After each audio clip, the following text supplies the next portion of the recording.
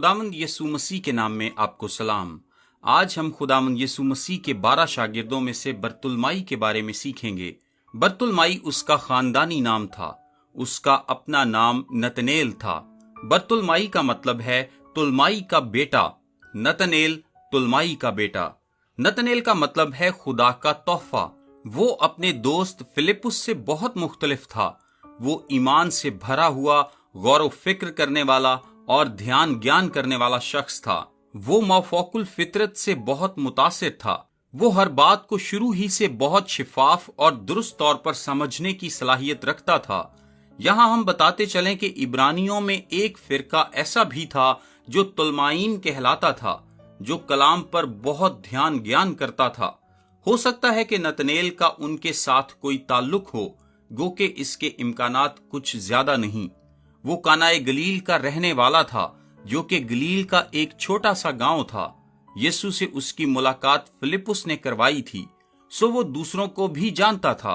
Bible में सिर्फ एक ही ऐसा हवाला है जो हमें उससे मुतालिक आगाही देता है, और वो हवाला है यूहन्ना 1:43 आयत। मेरा ख्याल है कि आप इस शागिर्द को दिलचस्प पाएंगे। 43 आयत में लिखा है, दूसरे दिन यीशु ने गलील में जाना चाहा और फिलिपुस से मिलकर कहा, मेरे पीछे हो ले। और फिर 45 आयत में लिखा है कि फिलिपुस ने नतनेल से मिलकर उससे कहा कि जिसका जिक्र मूसा ने तौरात में और नबियों ने किया है, वो हमको मिल गया। वो यूसुफ का बेटा यीशु नासरी है। सो इससे हमें क्या पता चलता है? इसका मतलब है कि नतनेल कलाम को खंगालता था और हक का मुतलाशी था। इससे हमें पता चलता है कि वो मसीह से मुतालिक पेशीन गोइयों का मुतालिया कर चुका था।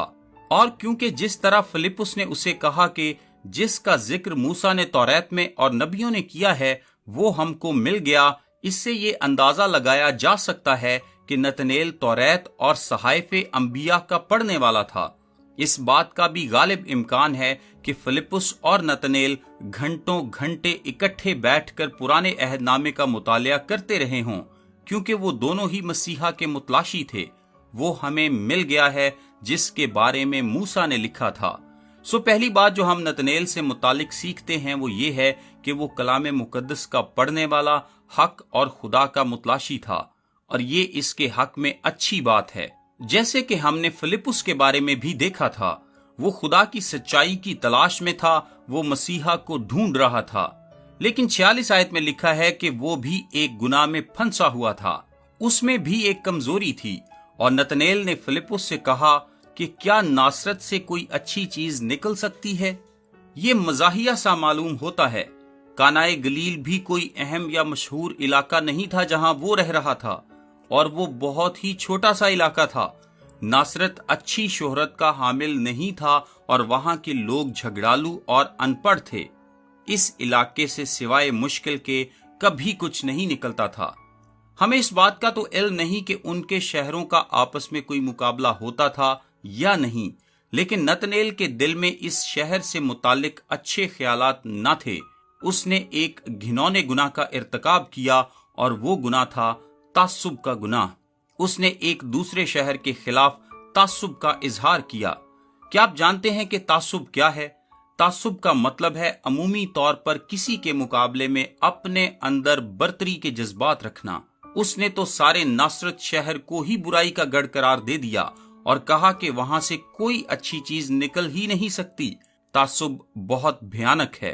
तासुब ने बहुत से लोगों को सच्चाई सुनने से महरूम रखा है। क्या ऐसा नहीं है? क्या आप जानते हैं कि वो क्या था जिसने फकीहों और फरीसियों को यीशु पर ईमान लाने से रोके रखा? वो था तासुब। वो यरूशलेम से नहीं था, वो उनकी दरसगाहों से तरबियत याफ्ता नहीं था, और यहाँ तक कि अमाल की किताब में उन्होंने शागिर्दों से मुतालिक भी कहा कि इन्हें क्या मालूम, ये अनपढ़ और नावाकिफ गलीली आदमी हैं, इनके पास तो तालीम ही नहीं है। आज लिबरल्स यानी आजाद ख्याल लोग हमसे मुतालिक ऐसी बातें कहते हैं। ऐसे लोग भी दुनिया में मौजूद हैं जो मसीहियत को नस्ल परस्त मजहब समझते हैं। तासुब एक ऐसा हरबा है जिसे इब्लीस इसलिए इस्तेमाल करता है कि लोग अंधे हो जाएं और सच को ना देख पाएं। इस तासुब के सबब से यहूदी कौम बहरी रही और अपने मसीहा की आवाज को ना सुन पाई। सो नतनेल ने तासुब का इजहार किया। एक चीज जो आप उन 12 में कभी नहीं देखना चाहेंगे वो है तासुब रखने वाला शागिर्द। वो अच्छा शख्स था, अच्छी सोच का हामिल था, ध्यान रखता था, कलाम को जानता था और मसीह का मुतलाशी और मुश्ताक था, लेकिन वो था मुतसिब। फिलिप्पुस ने उसे 46वीं आयत के आखिर में एक हल भी दिया। वो कहता है चल कर देख ले। अब हम देखते हैं कि उसका तासुब कितना गहरा था। अगर तो वो वाकई बहुत गहरा तासुब रखता है तो वो कहेगा इस जिंदगी में तो मैं कभी उससे नहीं मिलूंगा। लेकिन अगर उसका तासुब इतना गहरा नहीं तो वो जरूर उस पर गलबा पाएगा, और उसने अपने तासुब पर गलबा पा लिया। और हम 47 आयत में देखते हैं, लिखा है, यीशु ने नतनेल को अपनी तरफ आते देखकर उसके हक में कहा। यहाँ हम देखते हैं कि नतनेल मसीह की तरफ जा रहा है जिसका ताल्लुक नासरत से है, और खुदावंद ने उससे मुतालिक कहा कि देखो ये फिल हकीकत इस्राएली है, इसमें मकर नहीं। जब खुदावंद ने बर्तुलमाई से कहा कि ये फिल हकीकत इस्राएली है तो इसमें खुदावंद क्या कह रहे हैं? इस्राएली दर हकीकत क्या होता है? मेरा मतलब है या तो आप यहूदी होते हैं या फिर गैर यहूदी। असल लफ्ज का मतलब है हकीकी यहूदी, एक हकीकी इस्राएली। क्या ये मुमकिन है कि आप यहूदी हों और हकीकी यहूदी ना हों? जी हाँ। क्या ये मुमकिन है कि आप इस्राएली हों और हकीकी इस्राएली ना हों? जी हाँ। रोमियो 9 बाब 6 आयत में लिखा है, लेकिन ये बात नहीं कि खुदा का कलाम बातिल हो गया, इसलिए कि जो इस्राएल की औलाद हैं वो सब इस्राएली नहीं। ऐसे यहूदी भी हैं जो जिस्मानी एतबार से तो यहूदी हैं, लेकिन वो अहद के एतबार से यहूदी नहीं, क्योंकि वो ईमानदार नहीं। वो हकीकी यहूदी था, खुदा का खौफ मानने वाला, खुदा का मुतलाशी, जो मसीह का मुकाशफा पाना चाहता था। एक हकीकी यहूदी। यीशु ने फरमाया इसमें कोई मकर नहीं। ये एक ईमानदार और वफादार यहूदी है जो कि खुदा का मुतलाशी है। सो नतनेल के लिए ये एक बेहतरीन तारीफ थी, लेकिन इस कदर अच्छी शख्सियत भी तासुब के गुनाह की वजह से दागदार थी।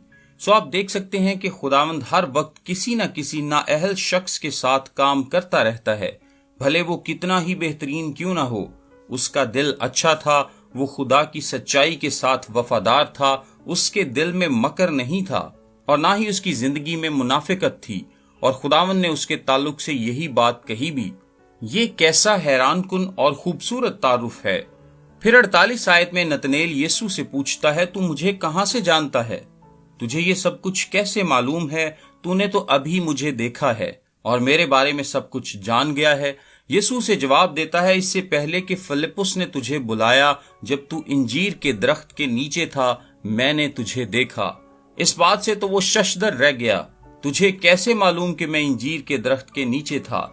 हो सकता है कि आप सोचें कि वो इंजीर के दरख्त के नीचे क्या कर रहा है।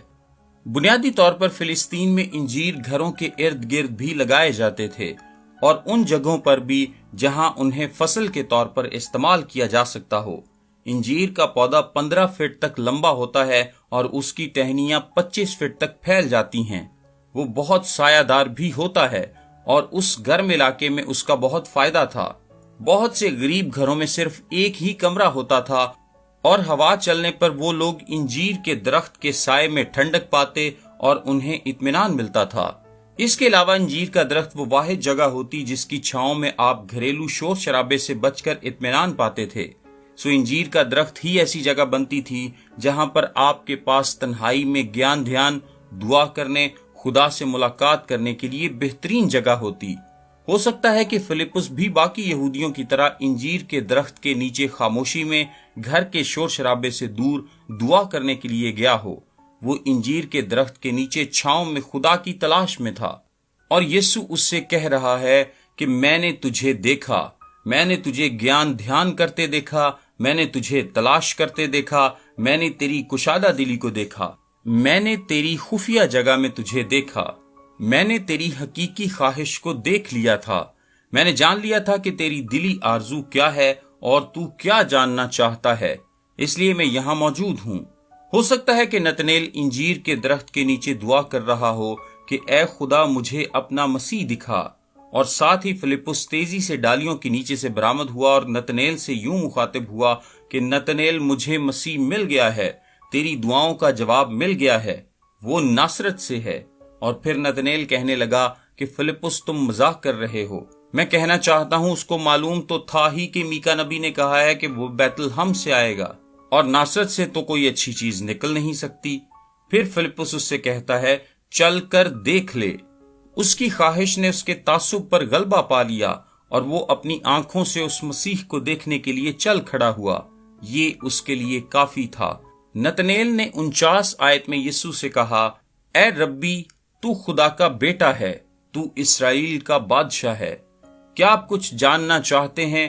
3 سال کے بعد فلپس کو اس بات کا یقین نہیں تھا کہ وہ خدا ہے بھی کہ نہیں، لیکن نتنیل نے اسے دیکھتے ہی جان لیا۔ اس نے اس کی حضوری میں الوہیت کو دیکھا۔ فلپس کا نظریہ یہ تھا کہ جس سے متعلق موسیٰ نے لکھا تھا وہ ہمیں مل گیا، لیکن وہ اس کی حقیقی پہچان سے ابھی تک لا علم تھا۔ لیکن نتنیل فوری طور پر جان گیا کہ یہ خدا کا بیٹا ہے۔ کیسا دل ہے، کیا عزم ہے۔ اور پھر یسوع نے اس سے یہ کہا، میں نے جو تجھ سے کہا کہ تجھ کو انجیر کے درخت کے نیچے دیکھا، کیا تو اسی لیے ایمان لایا ہے؟ تو ان سے بھی بڑے بڑے ماجرے دیکھے گا۔ تو اس لیے ایمان لایا کیونکہ میں غیب کا جاننے والا اور علیم کل ہوں۔ تو جانتا ہے کہ صرف خدا ہی عالم الغیب ہے، اور اسی سبب سے تو ایمان لایا۔ ابھی تو آغاز ہی ہے۔ 51 آیت میں پھر لکھا ہے، پھر اس سے کہا، میں تم سے سچ کہتا ہوں کہ تم آسمان کو کھلا اور خدا کے فرشتوں کو اوپر جاتے اور ابن آدم پر اترتے دیکھو گے۔ یہ بھی ممکن ہے کہ نتنیل مسیح کے جلال کو دوسروں سے زیادہ بہتر طور پر سمجھتا تھا۔ اس نے دوبارہ کبھی کوئی سوال نہیں کیا، اس کے دماغ میں کبھی کوئی اور خاکہ نہیں ابھرا، بلکہ وہ تو اس سارے واقعے میں دوبارہ نظر ہی نہیں آتا۔ وہ شروع سے ہی پتھر کی طرح مضبوط تھا۔ سو ہم ملتے ہیں نتنیل برتلمائی سے۔ وہ حق کا متلاشی تھا، وہ متسب تو تھا لیکن اس کا قیدی نہ تھا۔ وہ دیانتدار، مرد دعا، دھیان و گیان کرنے والا اور ایسا شخص تھا جس نے اپنا آپ مکمل طور پر مسیح کے تابع کر دیا تھا۔ وہ شوق رکھنے والے ذہن اور ایمان سے بھرپور دل کا مالک تھا۔ اس نے دیکھا، اس نے سمجھا، یسوع نے اس سے وعدہ کیا کہ وہ اس پر حیران کن مکاشفات ظاہر کرے گا، اور اس کے بعد اس نے جو کچھ بھی دیکھا وہ جانتا تھا کہ وہ سب آسمان کے کھل جانے کا ہی نتیجہ ہے۔ اس کے برعکس فلپس کو کبھی ان باتوں کی حقیقت کی سمجھ نہیں آئی تھی۔ خدا نتنیل جیسے لوگوں کو استعمال کرتا ہے جن کا ایمان بڑا ہو، سوچ واضح ہو اور وہ فکر رکھنے والے ہوں۔ کیا آپ جانتے ہیں کہ وہ کیا کرتا ہے؟ وہ خام مال کو لیتا ہے اور اس کو استعمال کے قابل بناتا ہے۔